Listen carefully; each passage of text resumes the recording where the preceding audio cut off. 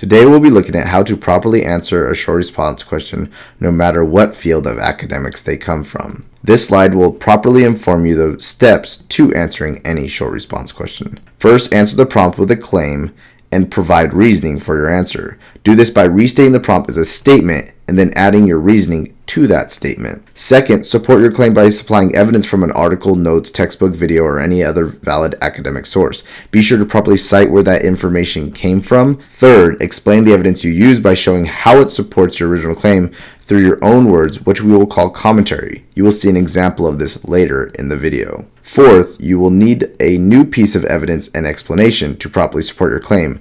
No claim can properly be supported with only one piece of evidence and explanation for that evidence. Lastly, make sure to conclude the paragraph by reminding the reader of your initial claim and your reasoning to support that claim. This properly closes out your short response question. And next, we're going to look at an example prompt and break down that prompt to see what it is truly asking of us.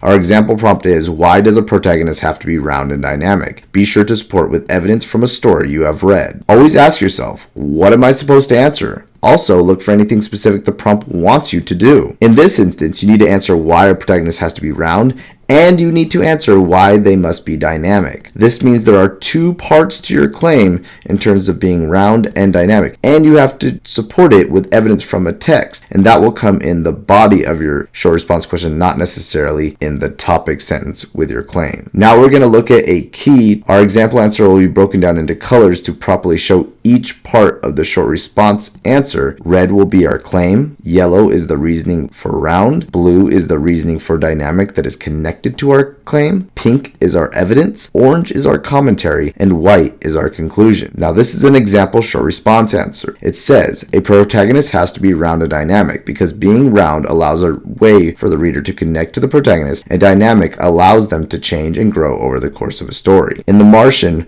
Mark is shown to be round due to being left on Mars when his fellow crew members escape during the evacuation. He is round because he is mad at them for leaving but understands why they left due to believing he was dead. Mark is dynamic in the novel as he gains hope from the ability to grow potatoes and retrieve the Pathfinder rover. This shows Mark being dynamic since he started out the novel with little hope of surviving on Mars. The triumphs of being able to grow food and communicate with Earth changed his outlook on surviving and making it home. A protagonist has to be round and dynamic because without Mark showing multiple emotions over being left on Mars and gaining of hope, the readers would not have been invested in his survival. As you can see in the beginning, we restated our initial prompt of asking why a protagonist has to be round and dynamic and made it into a statement by saying a protagonist has to be round and dynamic. We added our reasoning. In yellow, you can see our reasoning for why they have to be round, and in blue, you can see our reasoning for why they have to be dynamic. We have properly supported our claim and our reasoning with evidence. In the first 5 pages of The Martian by Andy Weir, we see our character being round due to the mixed emotions he has to being left on Mars alone. And we explain that by saying he is mad at his crew members, but also understands because they believed him to be dead, and that was the protocol that was in place. The second piece of evidence explains where we see Mark being dynamic in the novel. Now, this evidence is pulled from a couple different areas in the text, but he has started to gain hope there, which we explained in our commentary for this piece of evidence by saying that he's dynamic from the beginning to about the middle because of the way he has changed his outlook on surviving